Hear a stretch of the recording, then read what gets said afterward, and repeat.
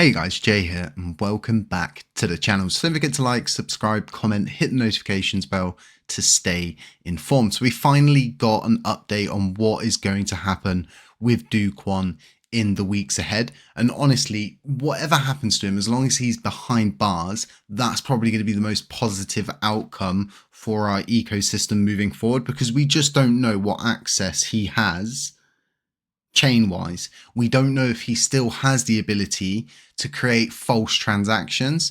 So from my perspective, if he's behind bars, he can't do any more damage. And honestly, don't feel sorry for this guy at this point, because the amount of stuff that's coming out now really goes to show just how abusive the relationship was between Do Kwon, TFL, and their community. So he is being extradited to South Korea, and I honestly have been thinking about this a lot at the moment recently because of how successful the SEC was with the TFL court case in the United States. There's nothing left to gain from extraditing Do Kwon to the United States. In fact, there's just a big prisoner bill to foot if they did actually house him in the United States. So I think it's better that he does go back to his native country, being South Korea. Now, a lot of people are saying, oh, you know, DK's heading back to South Korea. He's going to be free again. This is really good. I think everybody needs to take a step back and understand how serious this situation is, and it isn't finished here. Chris Amani himself stated anyone who takes over central authority of Terra Luna is going to be responsible for carrying out the remainder of the legal proceedings in South Korea. Now, this is an article that was published on the 10th of May 2023. And it states in this article, and we did cover this on the channel, I've looked a little bit deeper into this, he's looking at over 40 years in prison, and more has come out since then. They were found guilty of everything that they had denied, had been proven that, in fact, they did do that. So it's a very, very peculiar situation, seeing people that are like, oh, he's free now, he's going to head back home, everything's going to be fine. I don't think this thing is even remotely close to being over for him. When I start to think about all of the different ins and outs, I start to think about other key figures. And these other key figures are people like Daniel Shin, who is the co-founder of Terraform Labs, and he's currently undergoing trial preparations in South Korea. So he and 7 others are facing charges for allegedly deceiving investors and manipulating the price of certain tokens, resulting in significant illicit profits. And then the other person would be Han Chang-jun, which was the person that DK was caught traveling with, the former CFO of Terraform Labs. He was extradited to South Korea after serving a sentence in Montenegro for similar forgery charges to Do Kwon, and he's now facing serious charges in South Korea that could potentially put him in prison for life, not for 40 years, not for 10 years, not for 40 years and he gets parole maybe, for life. This is how serious this situation is.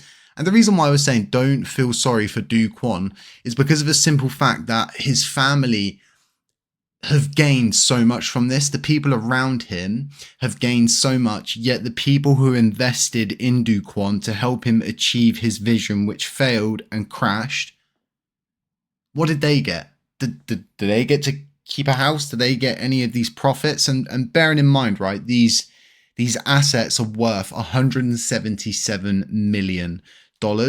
So the Seoul Court June 19th ruling is a comprehensive win for Do Kwon's wife in all third-party objection lawsuits against the South Korean government asset seizure efforts. The court determined that the property in question should be classified as Do Kwon's wife's special property, which was acquired at the time of her marriage to Do Kwon. So like I said, don't feel sorry for this guy.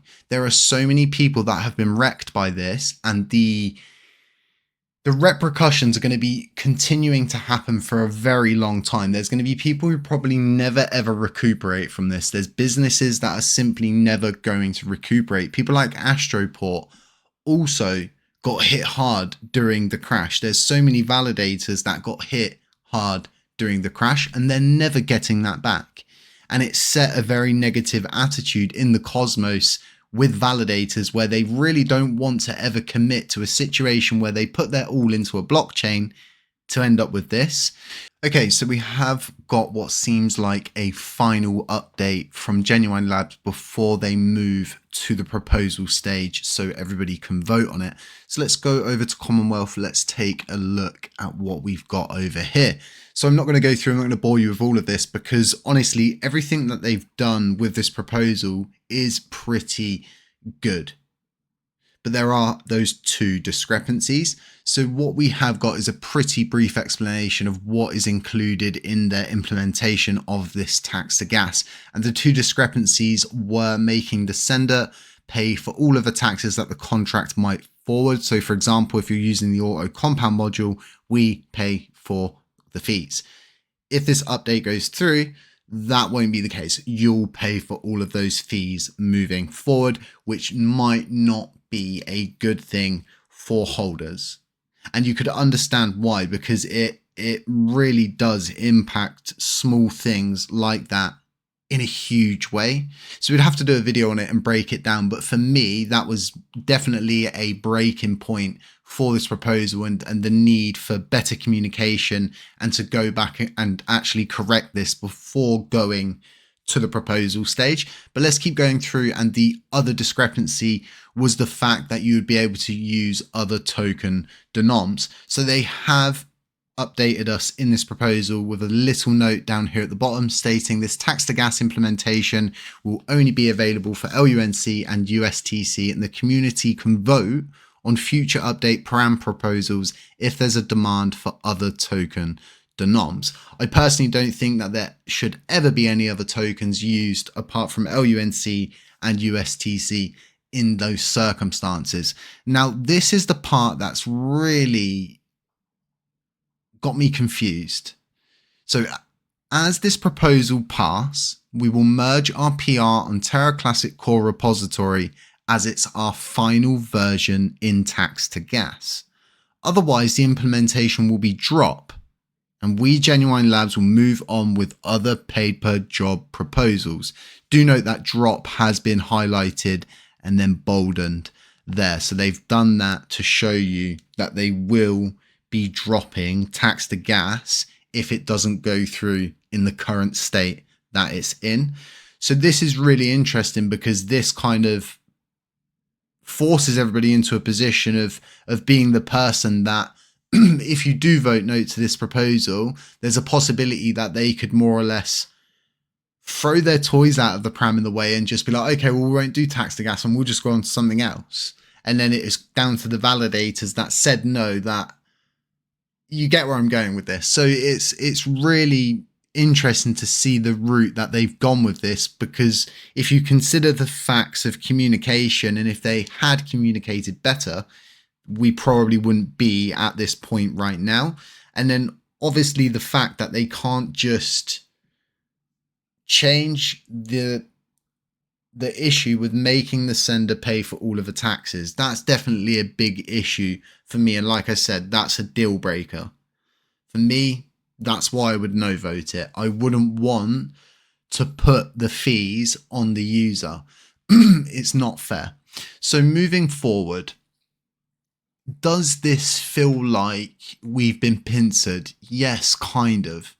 Because there's another issue when it comes down to communication. And I just wanted to mention this quickly at the end of the video, is the fact that when it comes down to creating content on a blockchain, a lot of the good information you're going to get that's going to make people bullish comes from the development team. And it's the same with spaces as well. And you've probably noticed that they'll quite happily go into a Twitter space with that central communication point, but they're not willing to communicate with anybody else. They're not willing to go on anybody else's spaces or even answer anybody's questions.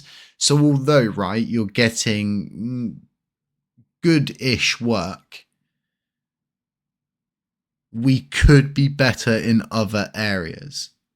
And we've been down this road many times before, where things start really good and then they start to decay, they start to deteriorate. We start to get these weird centralized discrepancies starting to come into play. So I think everybody should take note of the fact that they have highlighted that in bold and said that they will drop it. But at the same time, the grammar in this is not the best. And I myself, you know, I'm not throwing anyone under the bus or pointing fingers or trying to make people look stupid, but grammar's really important in places like this, because what I'm possibly thinking is they've worded it wrong, because it feels like we don't have a choice. We either accept it or tax to gas never happens. And for me, that's heartbreaking, because a lot of people probably don't know this, but it was me and Strafe who got the idea of tax to gas together originally in a bigger list. And it was put up on Commonwealth for people to go through, look at, and maybe the developers would take some inspiration from it. And to see it get from that point to this point is really good. And I don't want to be in this situation. And I don't like being in this situation right now where I feel to myself, I have to vote yes, because otherwise we could run the risk of tax to gas never happening to begin with. And they could just move on to something else. So we'll have to see how this one pans out in the voting, how validators feel about it, and how the community feels about it. Aside that, do enjoy your weekends wherever you are in the world. Stay safe, stay humble, stay aware. And as always, I'll catch you in the next one.